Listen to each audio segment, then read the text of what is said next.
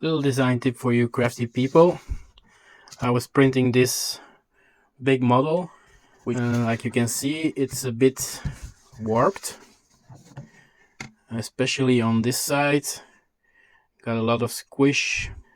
And yeah, if you print big surfaces on the bed here, it tends to warp even with glue. So the bigger your model is, or the bigger the surface is, the more stresses you create within the material that will start to pull due to heat and cooling. So chances of warping is higher.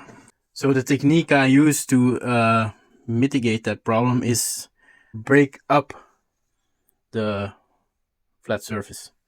So by breaking up the surface, like I did here with individual indented lines, the surface tension, because of heat and shrinkage of the material, is way less than one solid surface. So the only caveat is that you have enough material to make these indentations.